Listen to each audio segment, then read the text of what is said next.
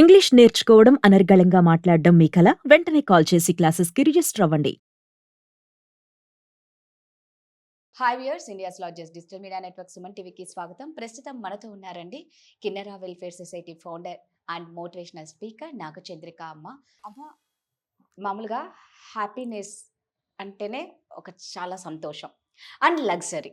అంటే ఎప్పుడైతే నువ్వు లగ్జరీగా ఉంటావో ఆటోమేటిక్గా నువ్వు సంతోషంగా ఉన్నట్టేనా. ముఖ్యంగా ఇది పెళ్లి లైఫ్లో, ఒక పెళ్లి జీవితంలో చూసుకుంటే భార్యాభర్తల మధ్య ఏది ఉంటే ఆ రిలేషన్ స్ట్రాంగ్గా ఉంటుంది.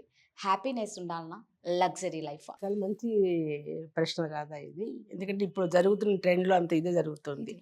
అమ్మాయిలు డబ్బు ఉండేవాడే కావాలి. వాడు ఇంజినీరా, ఫారెన్‌లో ఉన్నాడా, డబ్బు సంపాదిస్తున్నాడా, కారు ఉందా, బంగ్లా ఉందా, మంచి విల్లా ఉందా, ఇది ఆలోచించుకొని చేసుకుంటున్నాడు తప్ప అతని మనసు గురించి కానీ, ఆ మనిషిని గురించి కానీ, అతను కూడా ఆమె మనసు గురించి కానీ ఎవ్వరు ఆలోచిస్తలేరు.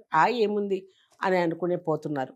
వాళ్ళకు చిన్న గీత అది ఏంటంటే, కావాల్సినది ఏంది భార్యాభర్తల మధ్య అనుబంధం, ప్రేమ, నమ్మకం, ఇవన్నీ కావాలి. అనురాగం, ఇవన్నీ ఉన్నప్పుడే ఆ సంసారం బాగుంటుంది.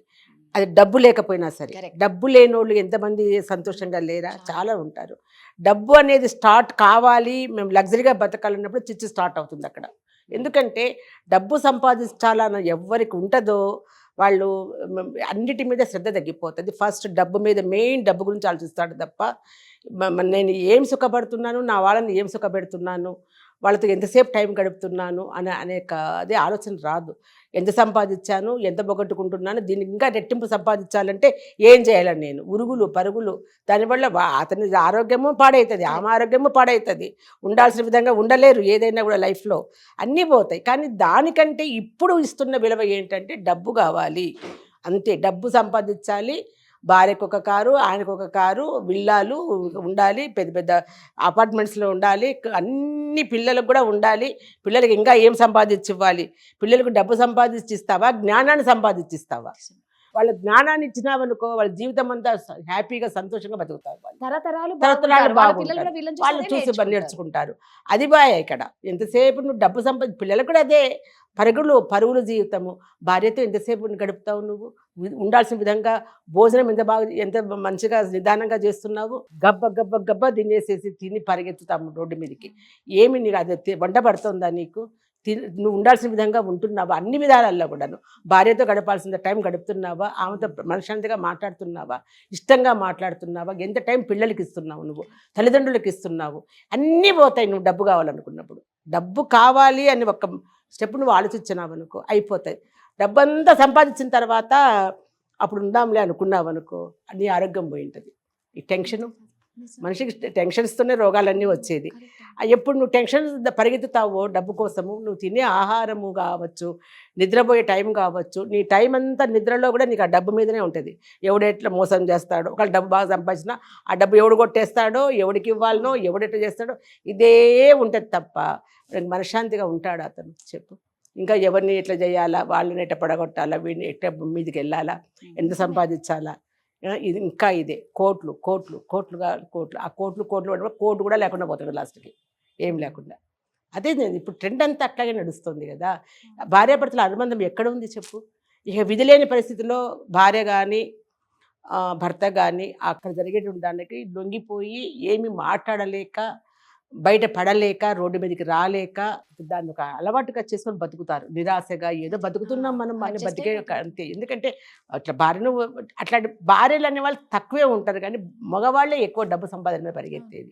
అది నన్ను ఆడదానికి ఆశ ఉంటుంది, నేను లేదంటంలా. నగలు కావాలా, చీరలు కావాలా, దానికోసం సంపాదించాలనుకో, మొగుడు సంపాదించాలనుకుంటుంది తప్ప ఈమె సంపాదించాలనుకోదు. కొంతమంది ఆడవాళ్ళు ఏంటంటే, నువ్వు నాకు ఇంట్లో లేకపోయినా పర్లేదు, నువ్వు డబ్బులు సంపాదిస్తూ ఉండ అనే ఆడవాళ్ళు ఉన్నారు. డబ్బు ఉంటే చాలు అంతే. అన్నట్టు ఏంటంటే ఆ డబ్బు డబ్బు డబ్బు అనే దాంట్లో ఇంట్లో వాళ్ళందరినీ నిర్లక్ష్యం చేసుకుంటే, రేపు మీరు కావాలి అనుకున్నప్పుడు అందులో ఎంతమంది ఉంటారో ఎంతమంది ఏముంది ఈ ప్రపంచంలో చెప్పు? నువ్వు ఎంత సంపాదించినా, ఎంత ఉన్నా, లాస్ట్ నీ ఆయుష్ తీరేంత వరకే తప్ప దాన్ని మించి నువ్వు డబ్బు ఉందని నువ్వు ఒక్క క్షణం కూడా ఎక్కువసేపు బతకవు కదా. ఇటు 6 అడుగులు ఇటు 3 అడుగులు తప్ప ఎంత సంపాదించినా కూడా, ఎంత చేసినా కూడా అది నీకు అదే నీకు మిగులుతుంది. అంతే. తర్వాత నీ అనుభవాలు పోతాయి. ఏది అనుభవిస్తున్నావో, మిగతా వాళ్ళకు నిన్ను నమ్ముకున్న వాళ్ళకి ఎటువంటి సంతృప్తినిస్తున్నావు, వాళ్ళు నిజంగా నాకు వాళ్ళకి న్యాయం చేస్తున్నాను ఒక్కసారి ఆలోచించుకో. మామూలుగా మనకి ఎంత కావాలో అంతే కావాలి, డబ్బు కావాలి. ఏది కూడా మితంగా ఉంటేనే బాగుంటుంది తప్ప అతి అయితే ఏది కష్టమే. డబ్బే కాదు, ప్రేమే కాదు, ఏదైనా సరే. ఇప్పుడు సెల్ ఫోన్ మనతో మాట్లాడుకున్నాం మనం. సెల్ ఫోను మామూలుగా ఉపయోగించుకున్నట్టుగా ఉపయోగించుకున్నామంటే ఏ కష్టం ఉండదు. కరెక్ట్. అవును. అవును. అది అవును. మామూలుగా ఉపయోగించుకుంటాం. అవును. అది మించి నీవు అన్నిటికీ అతిగా రాత్రి పగలు సెల్ ఫోన్లో చూసి కళ్ళు ఒక అబ్బాయిని, చిన్న బాబుని చూసాను నేను అబ్బాయి సెల్ ఫోన్ ఇట్లా తిప్పి తిప్పి ఇట్లా అంటాడు కదా, అట్లా అది తిరగడం అలా అని చూసి అబ్బాయి నిద్రలో కూడా ఇలా ఇలా ఇలా ఇలా ఇలా అని అంటున్నాడు. కళ్ళు కూడా ఎఫెక్ట్ అయిపోయి డాక్టర్ దగ్గరికి తీసుకుపోయినారు. ఏం చేస్తారు డాక్టర్లు చెప్పు? అది పోయినట్టు తీసుకురావాలంటే ఎంత కష్టం అసలు. అది ఇంకా ఇంత బాబు వాడు పెద్ద అయ్యేటప్పటికి ఏమైపోతాడు వాడు? అది అంతవరకు పిల్లలు అట్లా నాశనం వరకు తల్లిదండ్రులు ఏం చేస్తున్నారు? బిడ్డలు చూసుకునే టైం లేదా మీకు? నువ్వు డబ్బు సంపాదించ ₹1 కోటి ఇస్తాను డాక్టర్, నా కొడుకుని బాగు చేయి అన్నాడు అనుకో, చేస్తాడా డాక్టర్? ఏం చేస్తారు? మరి జరగవు కదా. ఎందుకు ఆలోచించరు కొంచెం కూడా అనిపిస్తుంది నాకైతే. డబ్బు మితంగా ఉండాలి, మితంగా సంపాదించాలి. మీ అవసరానికి సరిపడా తీసుకోండి మీరు. నువ్వు డబ్బు తీసుకొని వేరే వాళ్ళకు ఊరికే ఉచితంగా ఇవ్వాల్సిన అవసరం లేదు. వాడిని సొమ్మరిపోతం చేస్తావు కదా నువ్వు ఉచితంగా ఇచ్చి కదా. అని అన్నట్లుగా భార్యాభర్తల మధ్య, బంధుత్వాల మధ్య, అందరి మధ్య సెల్ ఫోను పోగొడుతుంది, డబ్బు పోగొడుతుంది. ఇవన్నీ కూడా ఎంతవరకు మనం ఉపయోగించుకోవాలనో, ఎంతవరకు మనకు కావాలో అంతవరకే చూసుకుంటే బాగుంటుందని నా ఉద్దేశం. నిజమమ్మా, నిజంగా డబ్బు అనేది అవసరానికి, మనకి ఎమర్జెన్సీకి, వీటికి చాలా యూజ్ అవుతుంది. బట్ లగ్జరీ అనుకొని టైం అంతా అందరినీ వదిలేసుకొని లగ్జరీ కోసం సంపాదిస్తూ ఉంటే మనుషుల్ని దూరం చేసుకుంటారు. అంతే మరి.